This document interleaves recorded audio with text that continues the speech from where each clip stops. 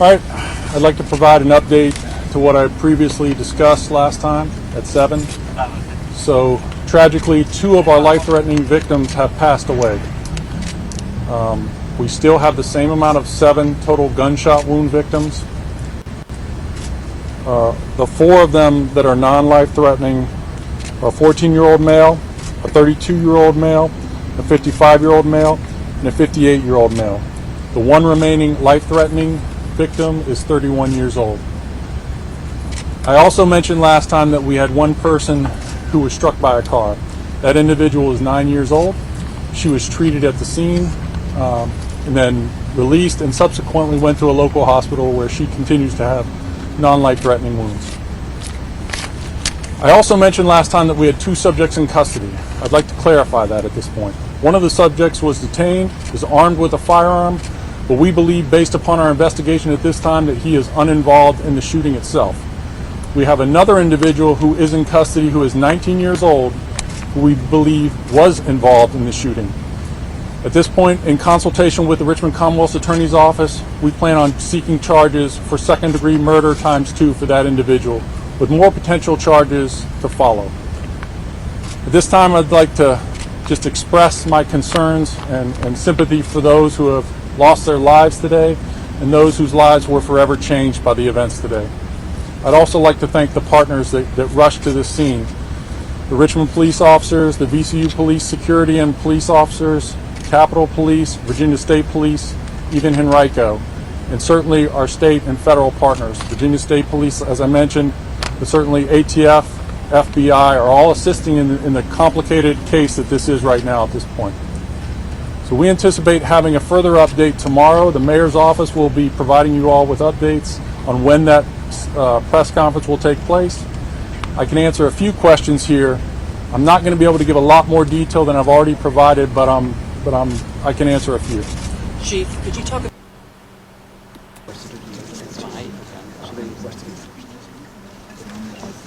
The 9,340th meeting of the Security Council is called to order. The provisional agenda for this meeting is maintenance of peace and security of Ukraine and threats to international peace and security. The agenda is adopted. In accordance with Rule 37 of the Council's Provisional Rules of Procedure, I invite the representatives of Latvia, Poland, and Ukraine to participate in this meeting. It is so decided. In accordance with Rule 39 of the Council's Provisional Rules of Procedure, I invite Mr. Martin Griffiths, Under Secretary General for Humanitarian Affairs and Emergency Relief Coordinator, to participate in this meeting. It is so decided. The Security Council will now begin its consideration of item 2 of the agenda.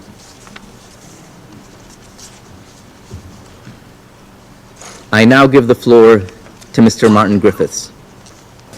Thank you very much, Mr. President. Thank you for this chance to speak on this particularly tragic day. We've all seen the terrifying pictures of the catastrophe unfolding in Kherson, in Ukraine as we speak. The destruction of the Kakhovka hydroelectric power plant dam is one of the most significant incidents of damage to civilian infrastructure since the start of the Russian invasion of Ukraine in February 2022. The sheer magnitude of the catastrophe will only become fully realized in the coming days, but it's already clear that it will have grave and far-reaching consequences for thousands of people in southern Ukraine on both sides of the front line through the loss of homes, food, safe water, and livelihoods. Mr. President, the reservoir which is formed by the dam is a lifeline in the region and a critical water source for millions of people, not only in Kherson, but also in Zaporizhzhia and Dnipro oblasts. Ukrainian authorities report that at least 40 settlements are already flooded or partially flooded in Kherson Oblast, and this number is expected to rise in the coming days. Severe impact is also expected in areas controlled by Russian Federation where humanitarians, my colleagues, are still struggling to gain access. Mr. President, the UN and humanitarian organizations have already today stepped up operations to try and address the impacts of this event. An emergency response is underway to provide urgent assistance to over 16,000 affected people. And this support includes drinking water, cash assistance, and psychosocial support. And these efforts are a complement, separate from and in addition to and support to the Ukrainian government's response, which includes the sending of additional equipment like power generators, mobile water filter equipment, and transportation for water, trucking water being such a key issue due to this devastation. Multidisciplinary mobile teams have also been deployed to train and bus stations across the oblast to support those seeking evacuation. And cities in the west are preparing to receive those evacuees, these tragic families. Mr. President, when I last briefed this Council on the situation in Ukraine just 3 weeks ago, I highlighted the civilian death and suffering being caused by the conflict on both sides of the front line. I mentioned then the loss of health care, water, electricity and heating for thousands of people, and the massive numbers of those forcibly displaced. And today's news means that the plight of people in Ukraine is set to get even worse than those pictures that we saw then. Immediate humanitarian needs are expected to grow as floodwaters move over the coming days and as assessments of the situation and the response continues. The dam is a key source of agricultural irrigation in southern Kherson and the Crimean Peninsula. The sustained flooding displayed on our screens today will disrupt farming activities, damage livestock and fisheries, and bring widespread longer-term consequences. This is a massive blow to a food production sector, which, as we know, is already significantly damaged. We are also particularly concerned about the risks of mine and explosive ordnance contamination, as fast-moving water shifts projectiles to areas previously assessed as safe, thus putting people in further and unpredictable danger. At least 30% of Ukraine's territory is mine contaminated, according to Ukrainian authorities, with Khersonska Oblast being the most affected in the country. The destruction of the dam may also, of course, negatively affect electricity generation.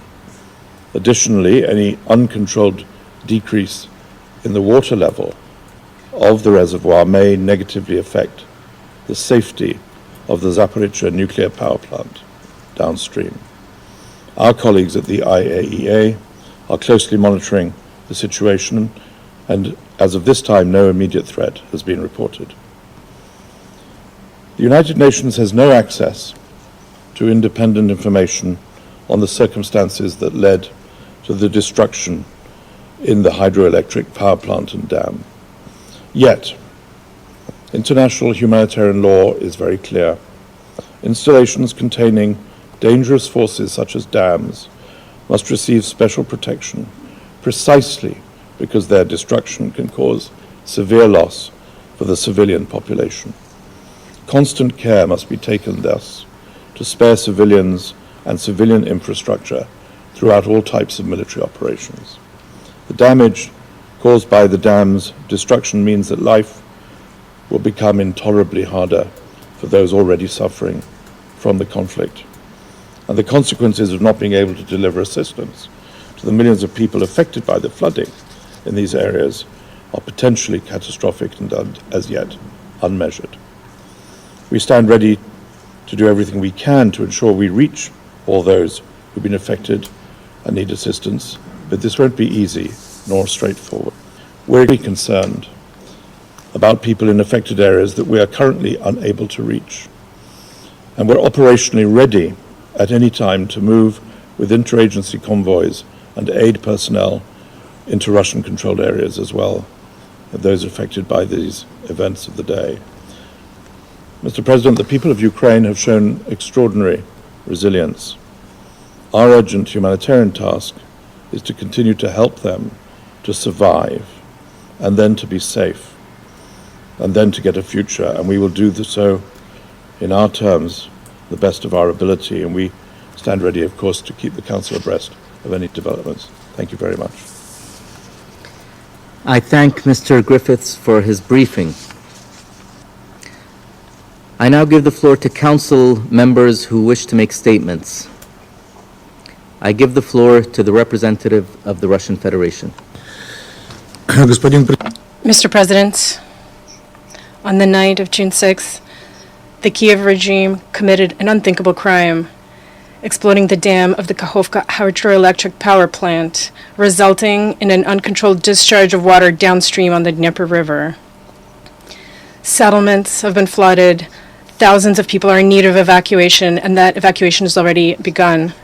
Colossal damage has been dealt to the agriculture of the region and the ecosystem of the Dnieper estuary. I want to emphasize that the leadership of the armed forces of Ukraine had openly declared their readiness to blow up this dam to gain a military advantage as far back as last year. Here is a direct quote from an article in the Washington Post dated December 29, 2022. Listen closely. Major General Kovalchuk considered flooding the river. The Ukrainians, he said, even conducted a test strike with a HIMARS launcher on one of the floodgates at the Kakhovka Dam, making 3 holes in the metal to see if the Dnieper's water could be raised enough to stymie Russian crossings but not flood nearby villages. The test was a success, Kovalchuk said, but the step remained a last resort. He held off. End of quote.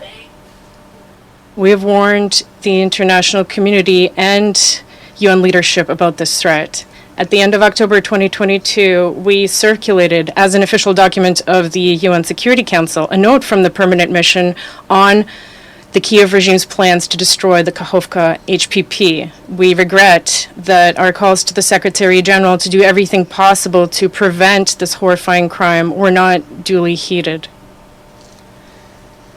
This time, the Kyiv regime, sensing its full impunity and with the encouragement of its Western backers, decided to carry out its terrorist plan.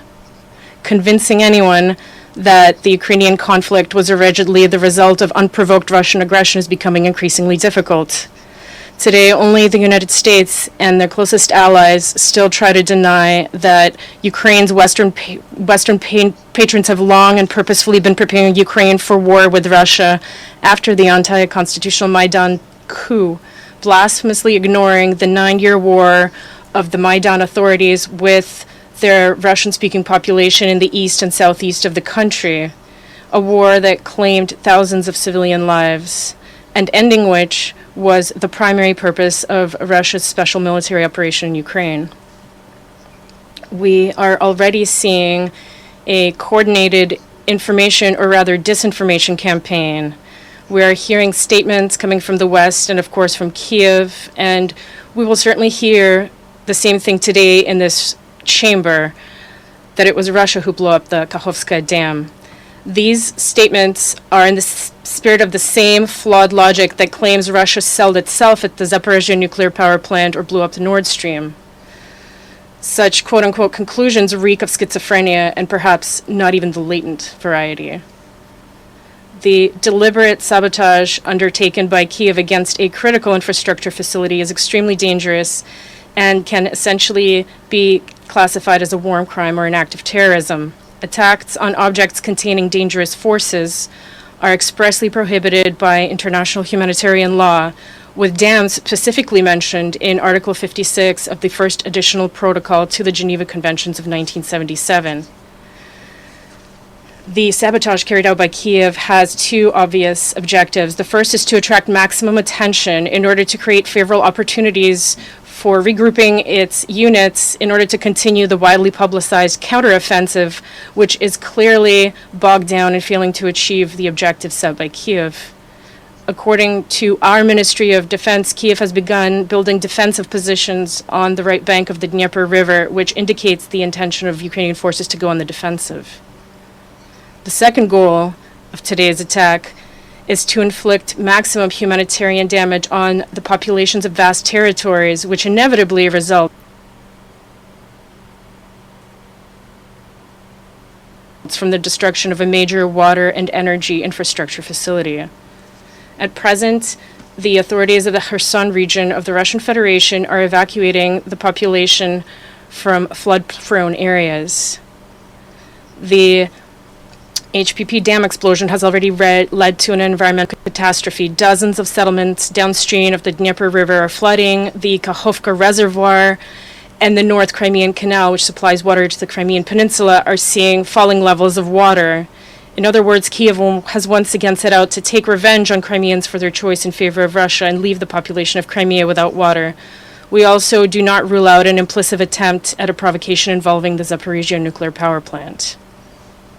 At the same time, the Kyiv authorities significantly increased the discharge of water from the Dnipropetrovsk hydroelectric power station, which is leading to even greater flooding and indicates that the sabotage was planned in advance in order to cause the most severe repercussions for the population of the region. In our view, it is the criminal Kyiv regime and the Western patrons obstinately pumping it full of weapons who bear full responsibility for the unfolding tragedy. This act can be viewed as an extension of the systemic tactic used by the Kyiv regime since 2014, which consists of striking purely civilian targets with the sole purpose of intimidating the civilian population. This is expressly prohibited by Article 51 of the same additional protocol. This use of terrorist methods has already become a calling card of the Kyiv regime, which openly flaunts these tactics. It is responsible for the explosion on the Crimean Bridge, the murders of Daria Dugin and Vladlen Tatarsky, the assassination attempt on Zahar Prilepin. The head of military intelligence of the armed forces of Ukraine, Kirill Budanov, has openly announced plans for the further terrorist destruction of Russians, and not a word of condemnation of these acts has been heard from Western delegations. The Kyiv regime has good teachers who are responsible, among other things, for the Nord Stream explosion and targeted attacks on the Altabga Dam in Syria. The West is accustomed to using someone else's hands to do their dirty work. But in this case, hiding behind the incompetent Kyiv regime will not work. We understand perfectly well who is actually planning, preparing, and authorizing sabotage of this magnitude. We are deeply bewildered that the UN Secretariat repeatedly fails to condemn the attacks perpetrated by the Kyiv regime, citing insufficient information, as was the case, for example, with the shelling of the Zaporizhzhia nuclear power plant by the armed forces of Ukraine, even though it is obvious to everyone from which side they are occurring. At the same time, the Secretariat's leadership does not hesitate to replicate politicized conclusions that supposedly all such crimes are as a result of Russia's actions in Ukraine. This is unacceptable deviation from the principles of objectivity and impartiality that are required of the UN Secretariat's leadership by Article 100 of the UN Charter.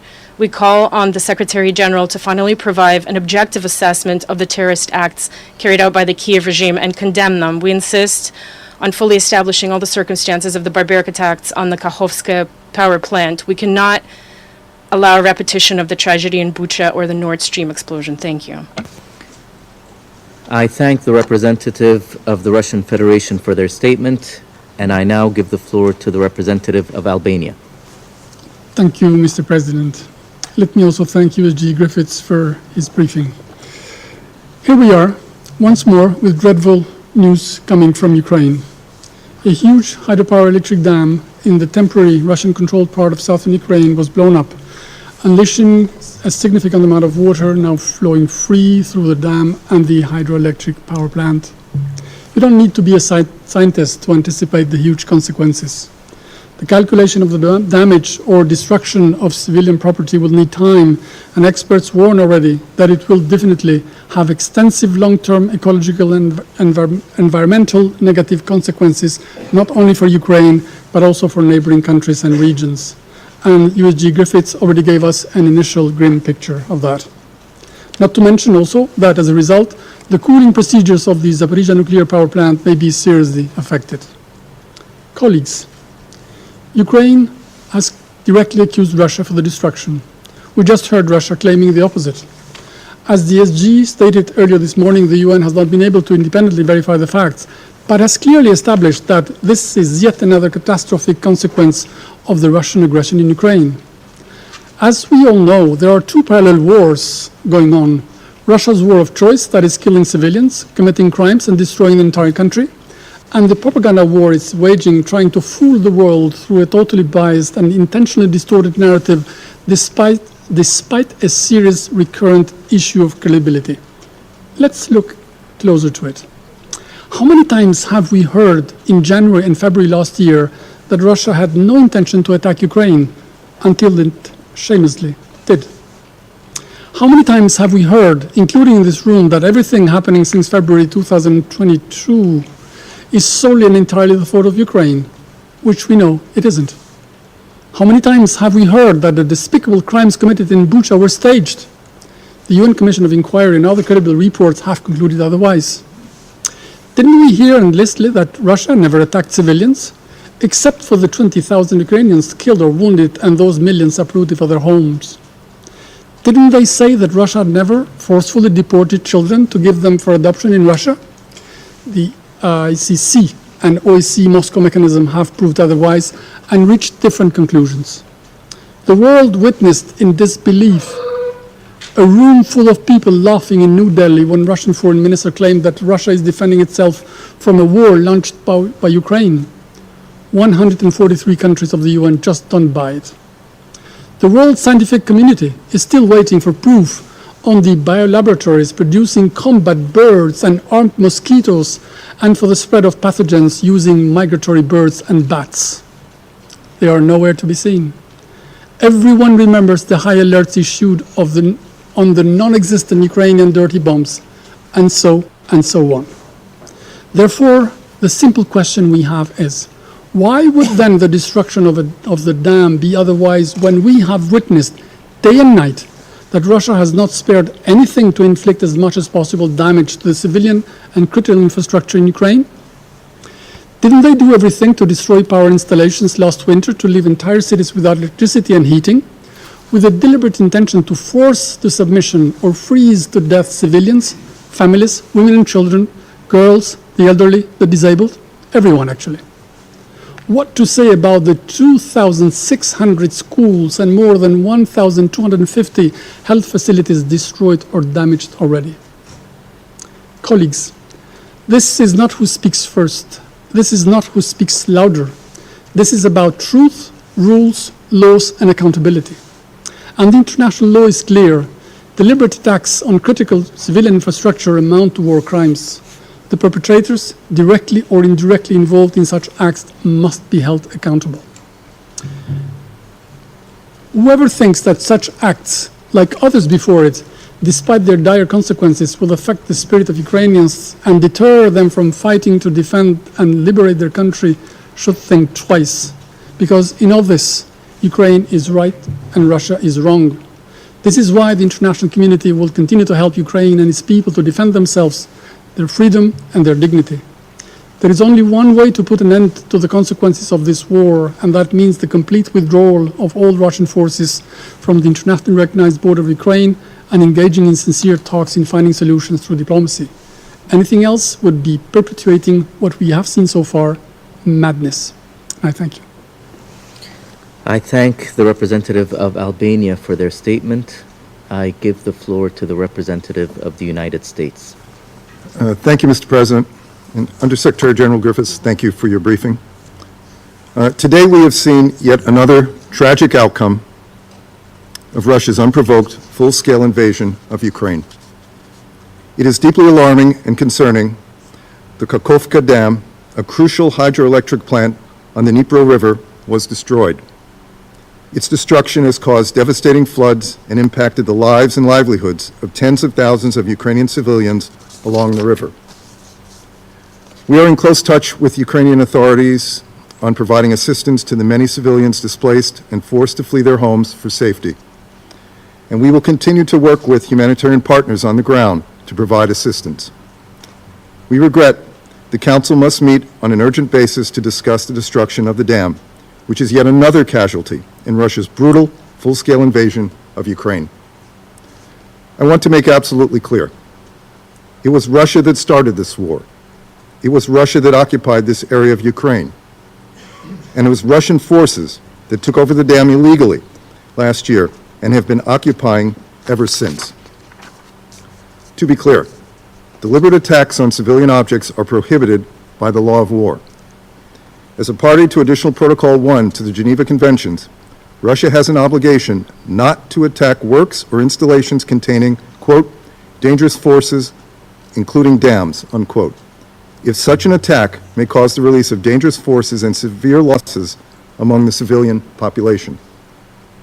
The international community is again confronted with the devastation, immeasurable human toll, and catastrophic damage to Ukraine's critical infrastructure caused by Russia's illegal war.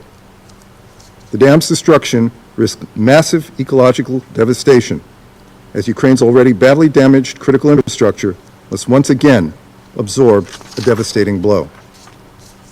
Those downstream are under flood risk. The water supply to southern Ukraine, including Crimea, is at risk. Agricultural lands will likely also be impacted, further disrupting food production and impacting global food security.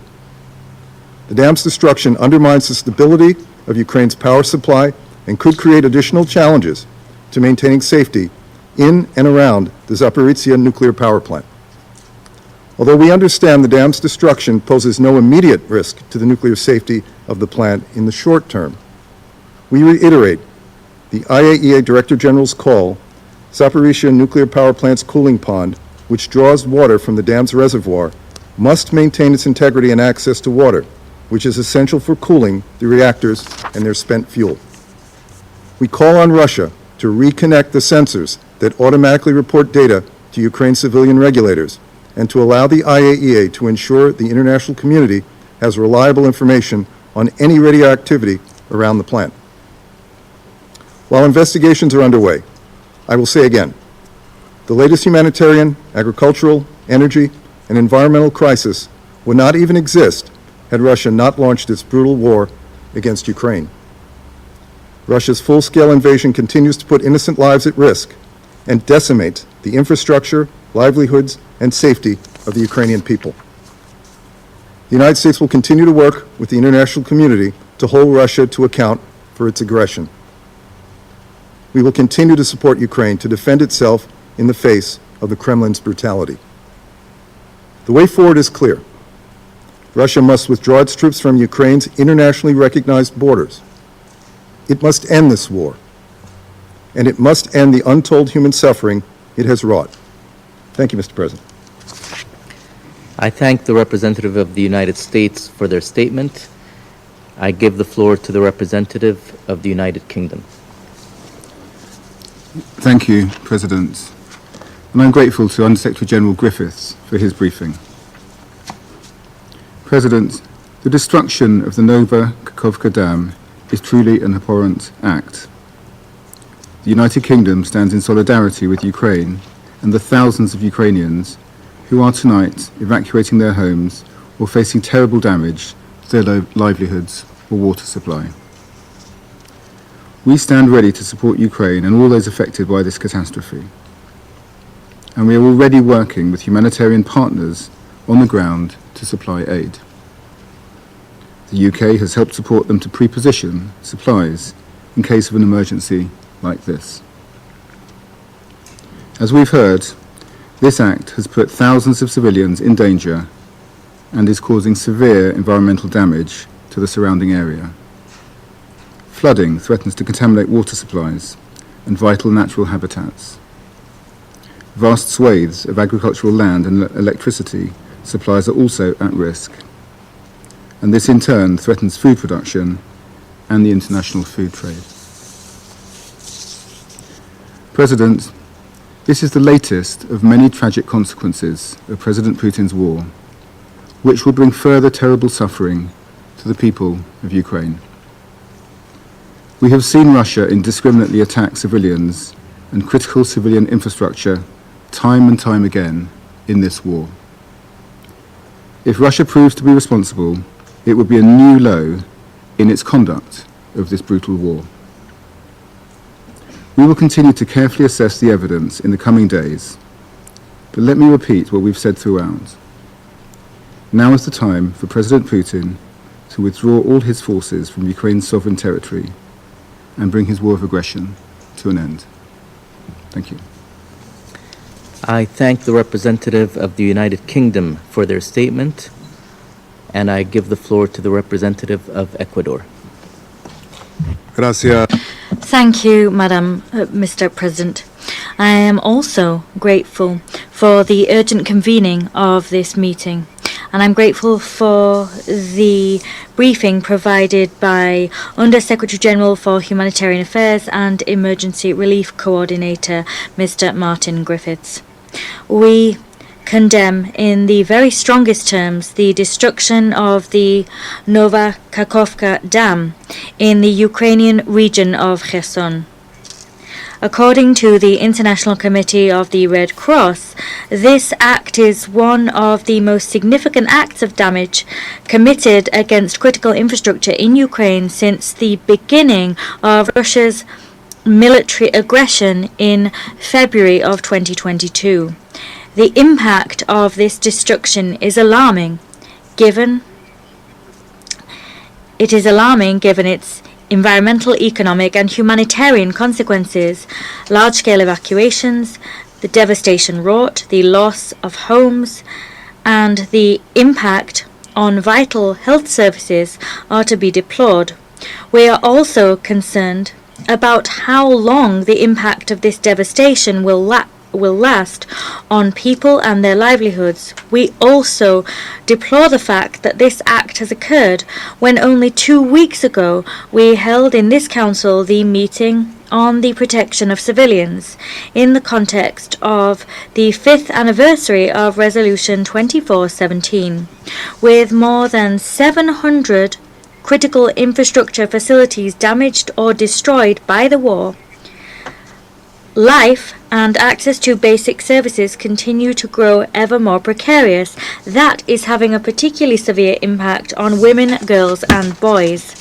We reiterate, Mr. President, the pivotal importance of accountability to ensure that no attack perpetrated against civilian infrastructure goes unpunished. We recall that parties must uphold obligations emanating from international humanitarian law, and we recall the fact that dams must at all times enjoy special protection, given the risk that their being affected supposes for the civilian population. We regret the fact that owing to the de facto provisional administrative situation, which is the result of the invasion and the military occupation, we are now seeing abilities to mitigate and to respond to damage in the dam zone affected. We support the appeal issued by Secretary General Antonio Guterres for safe and unfettered humanitarian access in order to facilitate a timely response. We laud the efforts undertaken by the United Nations and its humanitarian partners to provide vital assistance. This includes drinking water. We also express our appreciation for the prompt reaction seen on the part of the Director General of the IAEA. He took action to tackle the implications that this attack might have on the safety of the Zaporizhzhia nuclear power plant, and we support the Director General's determination to visit the power plant in the coming week, as he'd already planned. The purpose of this visit being to continue his efforts to prevent a nuclear disaster. We urge the Security Council to support the Secretary General and to equip him with all tools necessary to bolster his endeavors in crucial arenas in relation to this war. Finally, we reiterate the fact that Russia has the obligation to withdraw its occupying troops from Ukraine. Thank you very much. I thank the representative of Ecuador for their statement, and I give the floor to the representative of France. Mr. President, I wish to thank Mr. Griffiths for his briefing. The partial destruction of the Kakhovka Dam, which occurred last night in the Kherson region, is a particularly serious act. The act illustrates once again the devastating consequences of the Russian aggression, in particular for Ukrainian civilian infrastructure. None of this would have occurred if Russian troops had not invaded Ukraine and if Russia had upheld the United Nations Charter. France expresses its deep concern regarding the humanitarian, environmental, and economic impact of this disaster. Mass flooding is to be deplored in several tens of settlements. Thousands of Ukrainian people have had to be evacuated. France is ready to heed the calls of Ukrainian authorities for aid to be extended to those affected. The destruction of the dam further heightens risks posed to security and safety systems in the Zaporizhia plant. France expresses its full support for the efforts undertaken by the Director General of the IAEA as he strives to preserve the integrity of the Zaporizhia site. France once again calls upon Russia to completely, immediately, and unconditionally withdraw its armed forces from Ukrainian territory in its entirety. That is the only way of avoiding other disasters of this variety. Russia will have to be held accountable for crimes committed in Ukraine. It will have to pay for the long-term reconstruction of Ukraine. It is for that reason that in Reykjavik, the Council of Europe heeded the appeal issued by the General Assembly and Ukraine and created a register documenting damage wrought. It is an important step. We call upon all states to join it. We will continue to stand shoulder to shoulder with the Ukrainian people in the struggle they have been waging for more than 15 months now to exercise their right to self-defense and to preserve their territorial integrity and sovereignty. I thank you. I thank the representative of France for their statement. I give the floor to the representative of Japan. Thank you, Mr. President. I also thank the USG Martin Griffiths for his briefing. We are seeing an ongoing catastrophe at the Kakhovka hydroelectric power plant. According to the United Nations, it has already caused at least 16,000 people to lose their homes, with safe and clean drinking water supplies at risk for many more. The effects will likely be long-lasting. We express our deepest sympathies to all those affected by this catastrophe for their loss and suffering. We take note that the IAEA assesses that there is no immediate risk to the safety of the Zaporizhia nuclear power plant. Nevertheless, it is particularly regrettable that this incident occurred just after we had held a discussion in this chamber on nuclear safety in Ukraine last week. Mr. President, we are seriously concerned about what is described in the letter from Ukraine today to the President of the Security Council as the process of assessing the situation on the ground continues.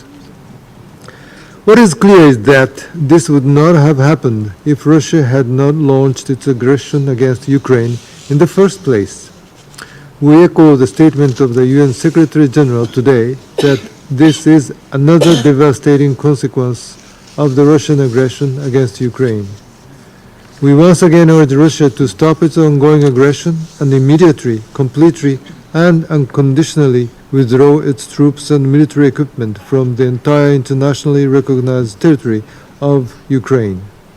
Russia's aggression against Ukraine constitutes a flagrant violation of international law, in particular the United Nations Charter. There must be no impunity for war crimes and other atrocities, including attacks against civilians and critical civil infrastructure. Mr. President, our support for Ukraine will not waver. We are renewing our commitment to provide the financial, humanitarian, military, and diplomatic support Ukraine requires for as long as it takes. I thank you. I thank the representative of Japan for their statement, and I give the floor to the representative of Ghana. I thank you, Mr. President. I also thank the Under-Secretary General, Mr. Martin Griffiths, for his statement. My delegation is deeply alarmed by emerging reports of extensive damage to the Kakhovka hydropower plant and its consequential flooding of several settlements in the Kherson region. We are particularly concerned by the further disruptions to the lives of civilians in the region and those that rely on the dam for energy and water supply. We are equally concerned by the immediate and long-term ecological and economic fallout, as well as the possible risk to the Zaporizhia nuclear power plant. It is important that the circumstances surrounding the damage to the dam are independently verified to prevent future occurrences and ensure accountability where necessary. We urge restraint by the parties from further actions that could risk the safety and security of other highly sensitive infrastructure, which, if compromised, could bring catastrophic consequences for the people of Ukraine and beyond. We further urge the parties to comply with the obligations under international humanitarian law, requiring conflicting parties to ensure distinction, necessity, proportionality, and humanity. As we understand from the unfolding situation, many people are likely to be displaced by the flooding, and therefore we welcome the United Nations' immediate deployment of humanitarian support in coordination with the government of Ukraine, as indicated by the Secretary General. In this regard, we reiterate the call for humanitarian access to all affected settlements and communities. It is important to acknowledge that this unfortunate development is taking place in the context of the Russian Federation's unjustified aggression against Ukraine, and without an end to the war, all other critical infrastructure in Ukraine remain at risk of accidental or deliberate damage. Mr. President, we re-echo the appeals for peace and the immediate cessation of hostilities by the Russian Federation's unconditional withdrawal of its troops from the internationally recognized borders of Ukraine. Finally, it is my delegation's expectation that the Council will be provided with more clarity on the situation. I thank you. I thank the representative of Ghana for their statement, and I give the floor to the representative of Gabon. Je vous remercie, Monsieur le Président. Thank you, Mr. President. I also thank the Undersecretary General for his informative briefing. Exactly 1 week ago to the day, the Council met here to discuss the imminent risk to the Zaporizhia nuclear power plant following its disconnection from the national power grid. The IAEA Director General, in his briefing to Council members, called on the warring parties to exercise restraint and de-escalate, and presented the 5 principles for nuclear safety and security. Despite the repeated appeals from Council members and the international community as a whole to end hostilities, and in particular to end any military activities around and inside the nuclear power plant, fighting is ongoing, and with it, attacks on critical infrastructure. The attack on the Kakhovka hydroelectric dam in the Kherson region is an act that creates further uncertainty regarding the safety and security of the Zaporizhia nuclear power plant, which draws part of the energy used to cool its reactors from there. We commend the responsiveness of IAEA experts whose presence on the ground allowed for an immediate deployment of a team on the site of the disaster. We hope that the situation can be contained as quickly as possible in order to limit any potential risks. Mr. President, we are deeply concerned by this attack against civilian infrastructure, and we fear the potential consequences that this could have on civilian populations, economic activity in the region, and the environment, as the USG has just eloquently described. As we meet, more than 16,000 civilians are being evacuated from affected areas. These thousands of affected people are in addition to the millions in need of humanitarian assistance, and this makes the situation even more complicated. My country reiterates that nuclear and hydroelectric power plants are civilian infrastructure protected under international humanitarian law.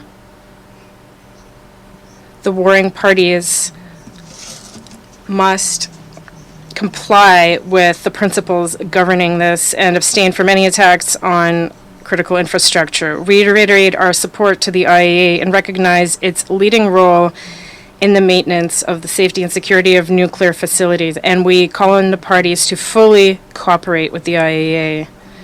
We reiterate our call for dialogue with a view to finding a diplomatic solution to this war, which has lasted for too long.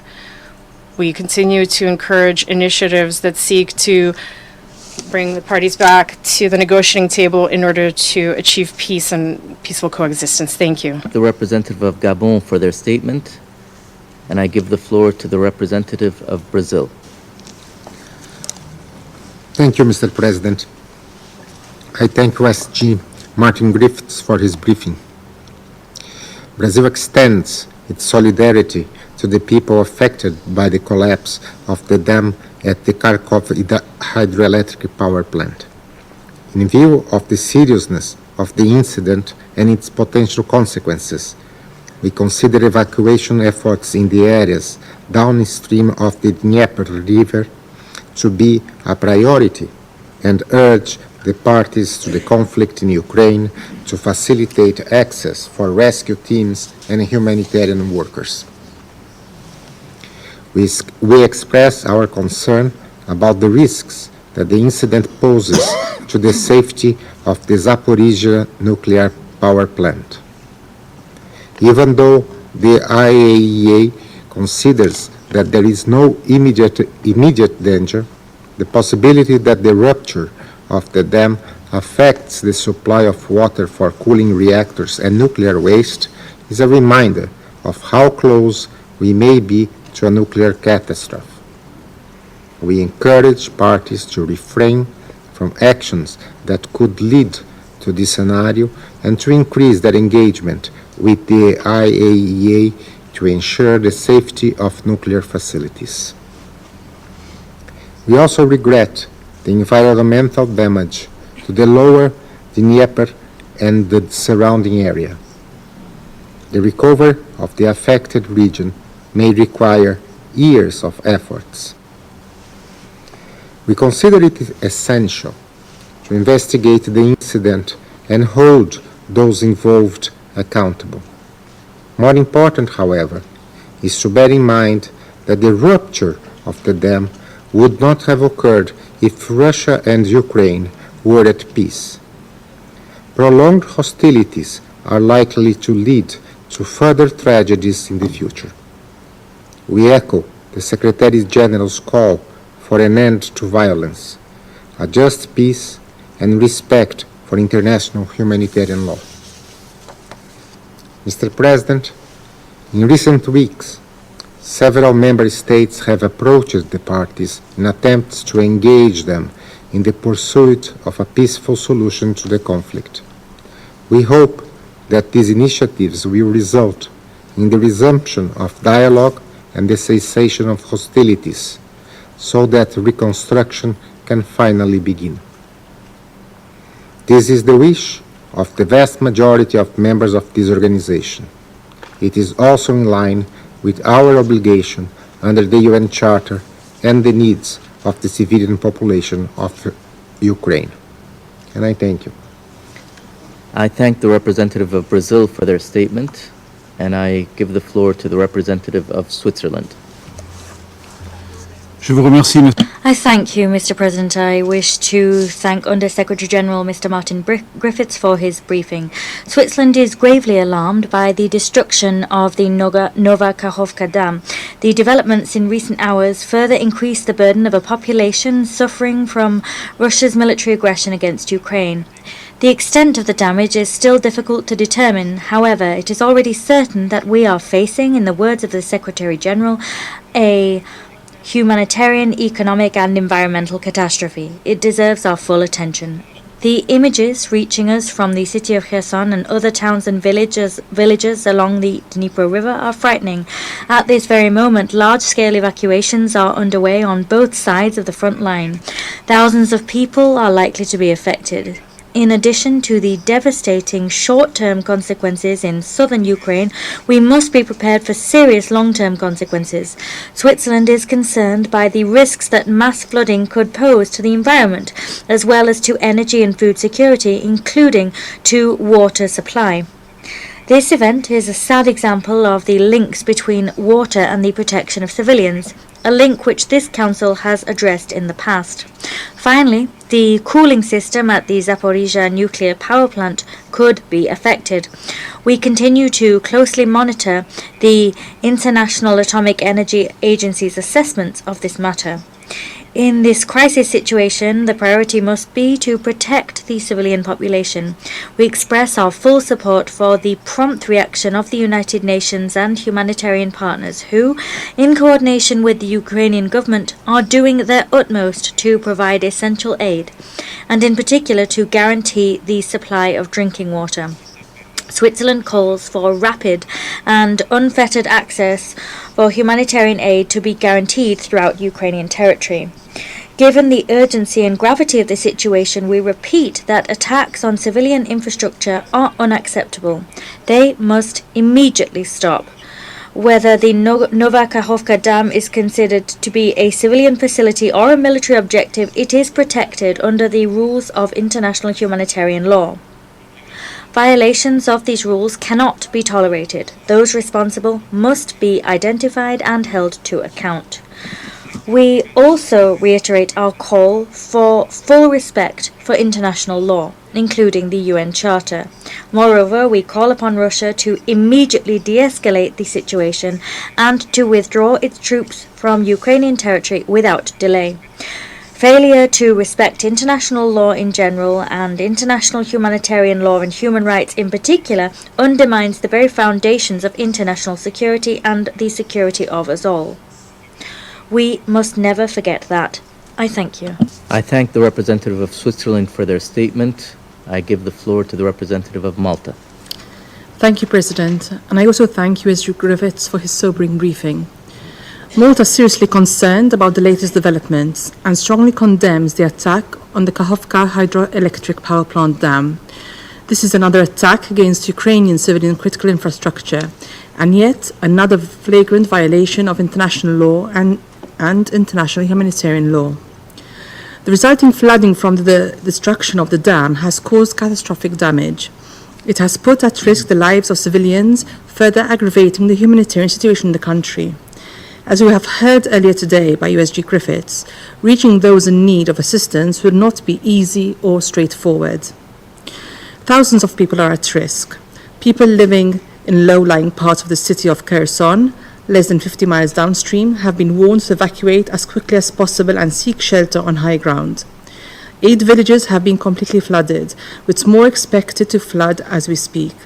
At least 16,000 people have lost their homes, with safe and clean drinking water supplies in jeopardy for thousands more. This attack has also brought with it irreversible environmental consequences. The river has now been contaminated with 150 tons of industrial lubricant. Furthermore, dropping water levels of the dam affect access to one of the main critical cooling sources for the reactors at Zaporizhzhia nuclear power plant and put at risk the proper functioning of the safety and security systems of the plant.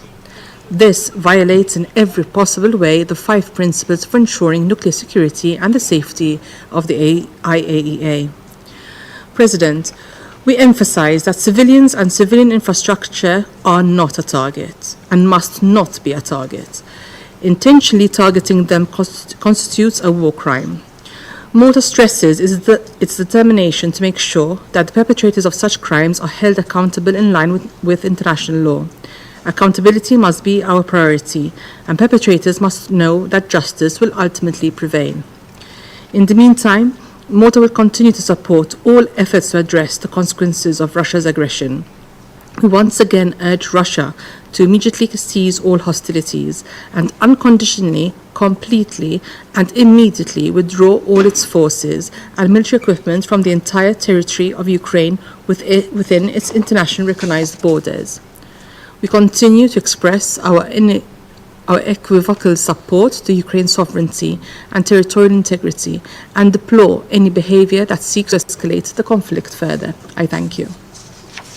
I thank the representative of Malta for their statement, and I give the floor to the representative of Mozambique. Thank you, Mr. President.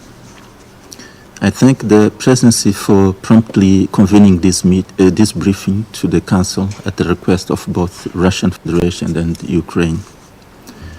I thank Undersecretary General Martin Griffith for his update on this worrying situation. I acknowledge the attendance in this meeting of the permanent representative of Ukraine. Mr. President, while there are still conflicting accounts on the attribution and the apportion of blame and indeed of the causes of the damage to the hydro dam, there should be no reservation in condemning it if it is confirmed that it was due to a deliberate act of sabotage. As the scramble to contain the humanitarian and ecological fallout of the damage, the sad reality is that this act, if proven deliberate and premeditated, adds another reckless dimension to the steadily escalatory trend in this conflict. It comes as there is no end in sight to the hostilities after 16 months of conflict and amidst reports of increased battlefield activity.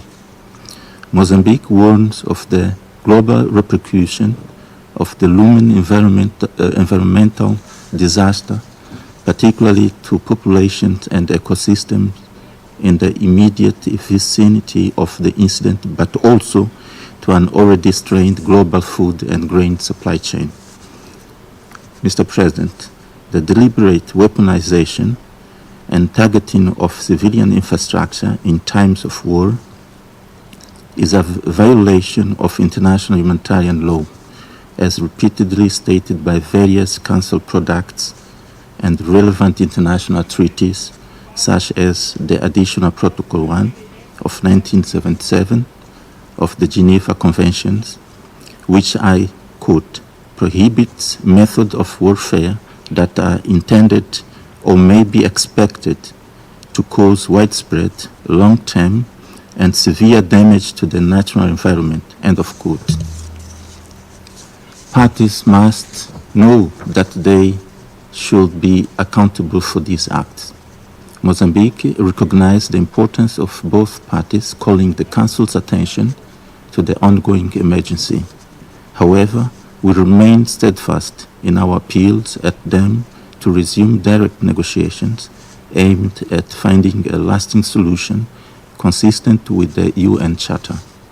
Mozambique warned last week against the risk of misunderstandings, miscalculation, and collateral damage ever present in this conflict amongst erstwhile neighbors and brothers. In conclusion, we strongly reiterate our call for the immediate cessation of hostilities and the return to direct negotiations between the parties as a matter of urgency. I thank you. I thank the representative of Mozambique for their statement, and I give the floor to the representative of China. Mr. President, I'd like to start by thanking you for convening this emergency meeting.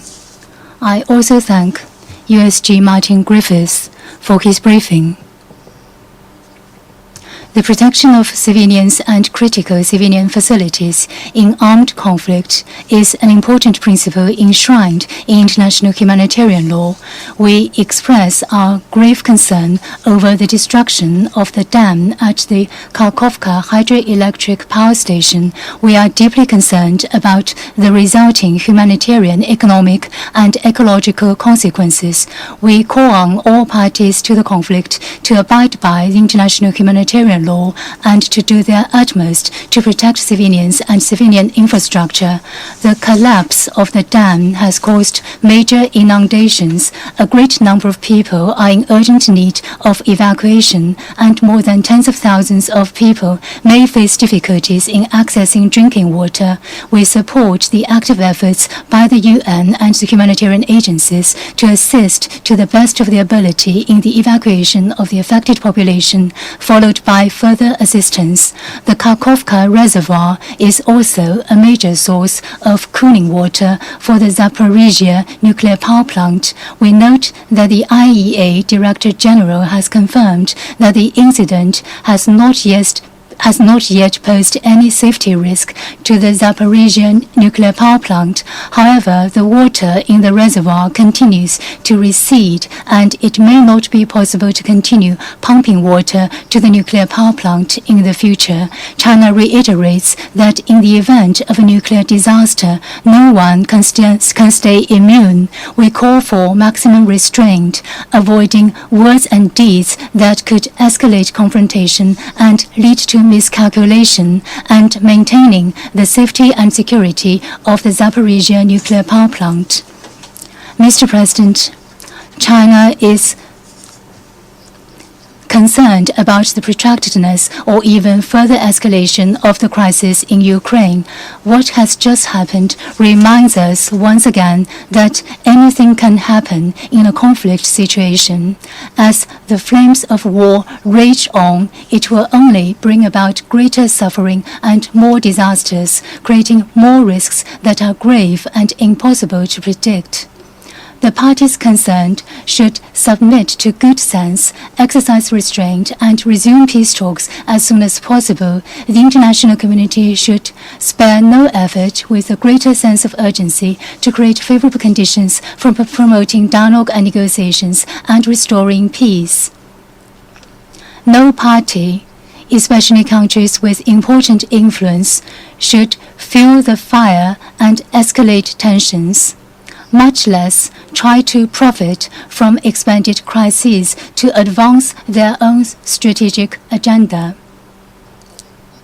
China will continue to stand on the side of peace and, alongside partners concerned, make unremitting efforts to promote peace talks and achieve a political settlement of the Ukrainian crisis. I thank you, Mr. President.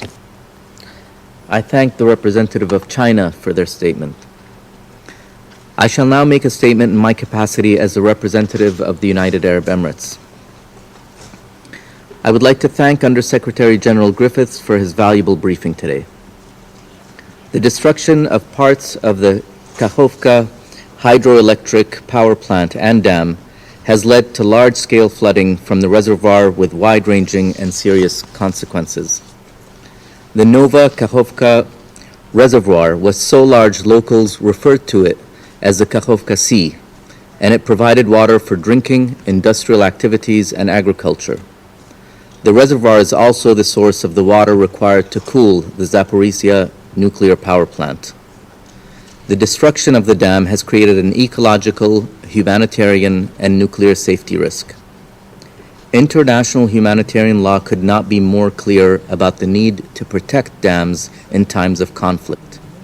Like nuclear power plants, dams are afforded special protection against attack, even if there is a military objective, due to the dangerous forces contained therein and the risks to civilian populations. We further recall the fundamental principles of necessity, proportionality, and distinction, and note that the destruction of part of the dam has led to significant damage to other civilian infrastructure due to flooding. This Council also reaffirmed in Resolution 2417 the need to spare from harm the means of food production such as farms, many of which have been destroyed by the flooding. All parties must comply with their obligations under international law. The destruction of the dam also increases the risk of an unimaginable nuclear accident. The Nova Kakhovka reservoir played a crucial role in cooling the Zaporizhia nuclear power plant. According to the IAEA, the plant is now relying on the backup cooling pool for this critical function.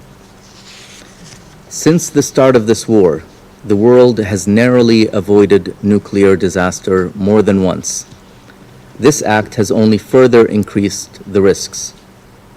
As an immediate step, we encourage all parties to work with the IAEA to ensure that the cooling mechanism is functioning and that there are appropriate backup systems in place. We also urge all parties to cooperate with the IAEA to de-escalate the situation in the area of the plant and ensure its long-term safe functioning. The humanitarian consequences of the destruction of the dam are significant. Already 16,000 people, including thousands of children, are reported to have been forced to evacuate their homes, and evacuations continue, including in parts of Kherson City. These evacuations are particularly challenging for the elderly. We've heard from Undersecretary Griffiths that 40 villages are already submerged or partially submerged, with more at risk. The town of Nova Kakhovka is already submerged. There are reports of water contamination and civilian water systems being damaged. The UN is providing emergency drinking water and purification tablets to affected people. Conflict and challenges to the export of Ukrainian grain have impacted global food security. Floods have damaged farmland, and there are reports that farm animals that could not be evacuated have drowned.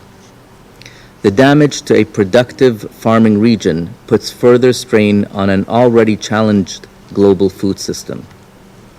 We call upon all parties to ensure the safety of those that have been displaced and enable humanitarian organizations to provide assistance to those impacted by the flood. The UAE reiterates that the cessation of hostilities throughout Ukraine is the only certain way to prevent further harm to the civilian population and prevent a nuclear disaster. We call for de-escalation and dialogue to drive this conflict towards a peaceful, sustainable solution in line with the UN Charter, and we stand willing to support any serious efforts to this end. I resume my function as President of the Council. I now give the floor to the representative of Ukraine. Well, thank you, Mr. President. Distinguished members of the Security Council, Under-Secretary General, I also recognize the representative of Putin's terrorist regime in the permanent seat of the Soviet Union. My delegation requested this urgent meeting of the Security Council as this regime has detonated a bomb of mass environmental destruction which has led to the largest man-made disaster in Europe in decades. On the night of June the 6th, the Russian Federation blew up the dam of the Kakhovka hydroelectric power plant, which is located in the temporarily occupied territory of the Kherson region. This is a terrorist act against Ukrainian critical infrastructure that aims at causing as many civilian casualties and as much destruction as possible. By resorting to scorched earth tactics, or in this case to flooded earth tactics, the Russian occupiers have effectively recognized that the captured territory does not belong to them and they are not able to hold these lands. The terrorist attack on the Kakhovka HPP was previously discussed intensely at the level of the occupation forces in the Kherson region. Propagandists on Russian television and in the Russian Ministry of Foreign Affairs, which indicates that it was planned well in advance. The letter circulated by Putin's envoy last October was an element of this ground-setting strategy. The Russian statement today has therefore been predictably deceitful. We have observed the same technique of blaming the victim for your own crimes, and there was little chance that the country which desperately denied its war crimes in Mariupol, Bucha, Izum, Zaporizhzhia and BP would acknowledge responsibility for today's technological disaster. Let me note that Russia has been controlling the dam and the entire Kakhovka HPP for more than a year. It is physically impossible to blow it up somehow from the outside by shelling. It was mined by the Russian occupiers, and they blew it up. About to bite the dust in the front, here in the United Nations Security Council chamber, Russia is floundering again in the mud of lies. It speaks volumes that 1 week before the Kakhovka HPP was blown up, on May the 30th, the Russian government adopted a decision envisaging that technical investigations would not be carried out into accidents at hazardous production facilities and hydraulic facilities that occurred as a result of, I quote, military operations, sabotage, and acts of terrorism, end of quote. The explosion of the dam of the Kakhovka HPP is an act of ecological and technological terrorism, the biggest technological disaster in Europe in recent decades, and yet another example of Russia's genocide against Ukrainians. This is the Kremlin's response to countries calling for peace talks with the Russian Federation. Russia has just reconfirmed by its actions that it is not at all interested in the escalation of peace. It must be stopped and rendered harmless rather than appeased. And that is why Russia's defeat, a defeat that we'll ensure anyway, will be the most significant contribution to the security of our region and the entire world. President, the dam that the Russian Federation blew up held more than 18 million cubic meters of water. As a result of the Russian terrorist act, the upper part of the dam, which is the 6th stage of the Dnipro cascade, was partially destroyed. Notably, 11 sections of the dam out of 28 were destroyed. As of noon New York time, there has been an increase in the water level of 3.24 meters on the Dnipro River near Kherson. According to the current scenario, the maximum extent of the flooded territory will occur within 3 to 5 days. The left bank of the Dnipro River coastline will suffer 8 times more than the right bank. Additionally, places such as Aleshki and Hola Pristan may end up underwater. Partial flooding may also affect Alexandrivka, Shiroka Balka, Sofiivka, Vinogradne, and other settlements. The level of water that can flood these areas may vary, and depending on the degree of dam destruction, it could reach 1.5 meters or more. Currently, the local authorities have organized the evacuation of residents from these settlements to other parts of Ukraine. On the government-controlled territory of Ukraine, 17 settlements are planned for evacuation with more than 17,000 people.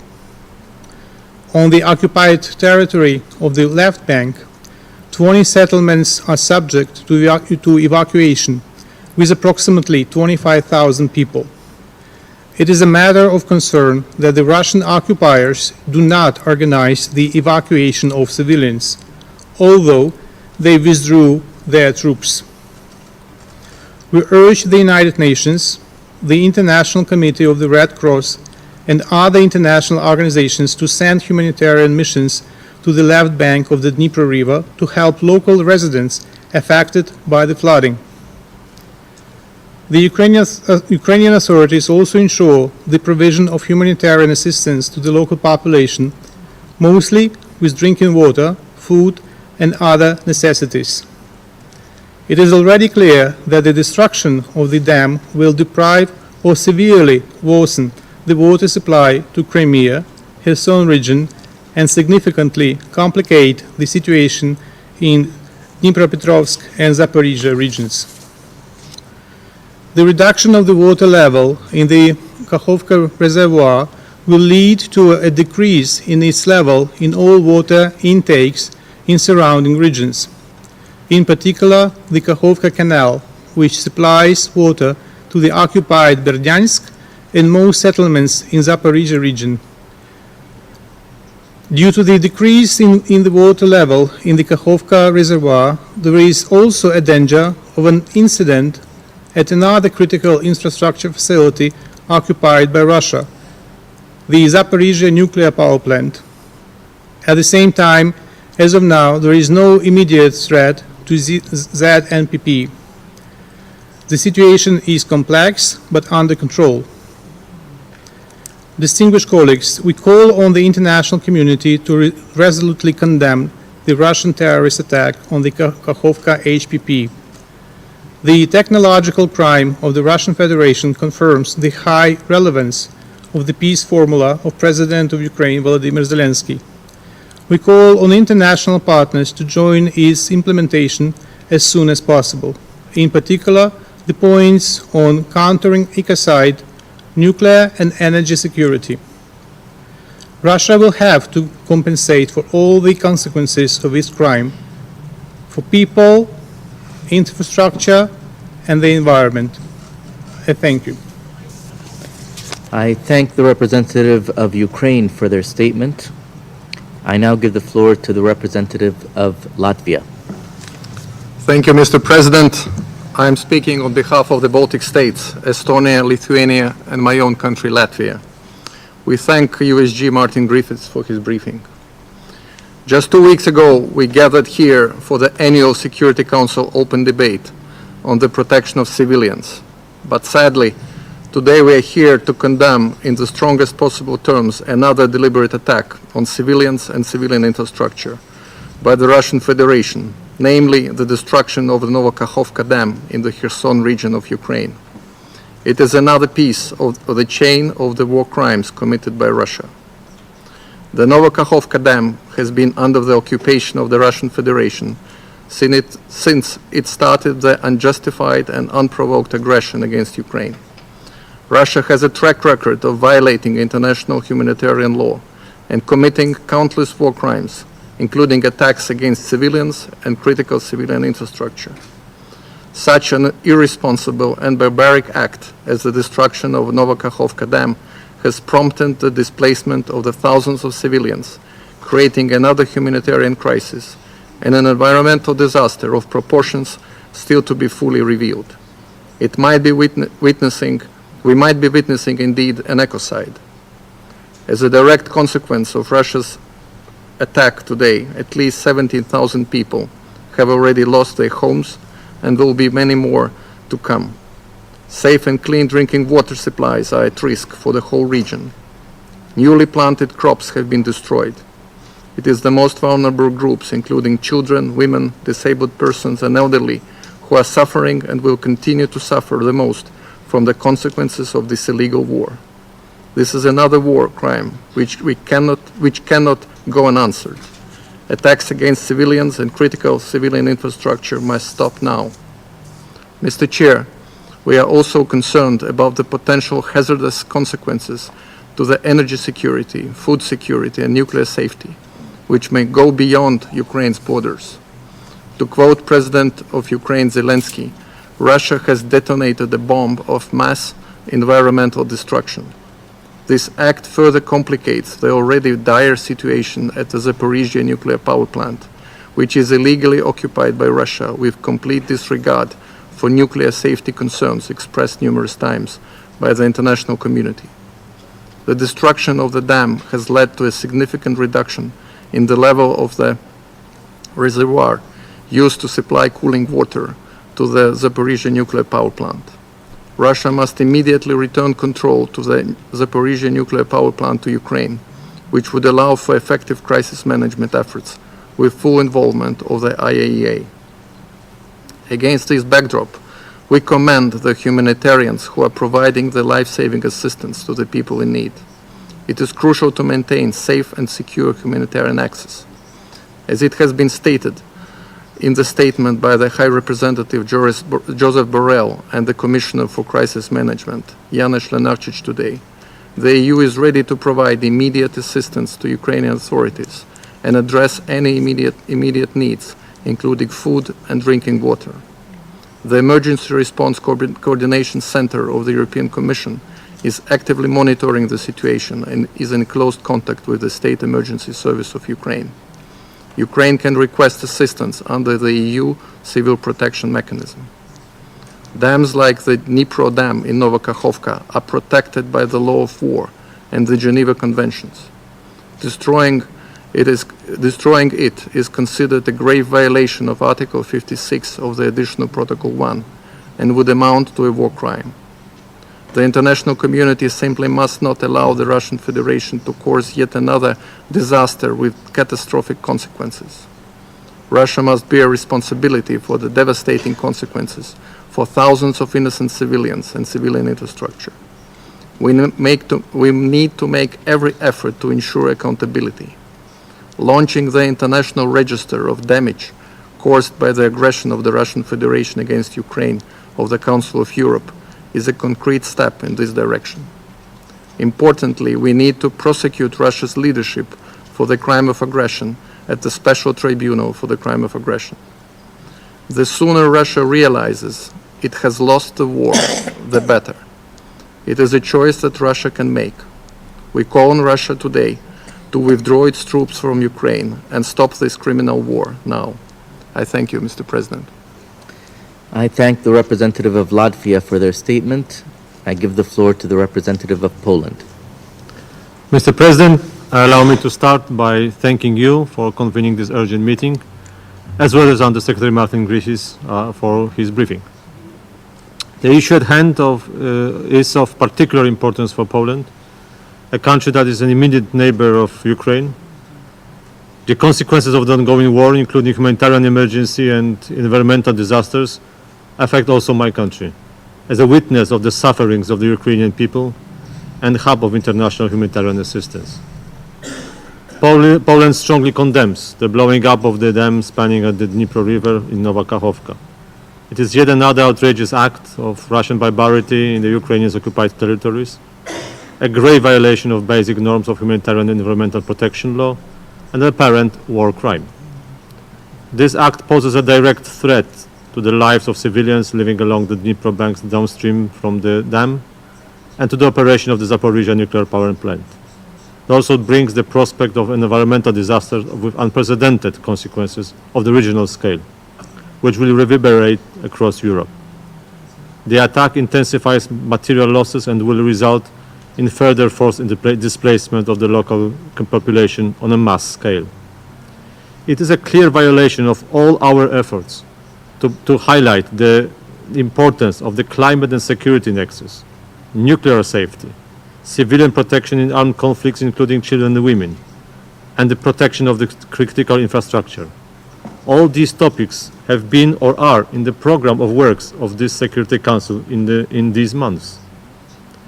Mr. President, Poland will make every effort to hold Russia accountable before the international community and to punish the perpetrators of the criminal act, and will insist on through relevant international institutional and legal mechanisms, including humanitarian and environmental ones. As we have repeated many times in this chamber and beyond, in order to stop the various threats and risks discussed by this Council, Russia must immediately stop the war of aggression, and Ukraine deserves every assistance needed. We call on the Security Council members and the broader international community to stand by the values and norms of international law and those lead us to the just peace. Thank you for your attention. I thank the representative of Poland for their statement. There are no more names inscribed on the list of speakers. The meeting is adjourned.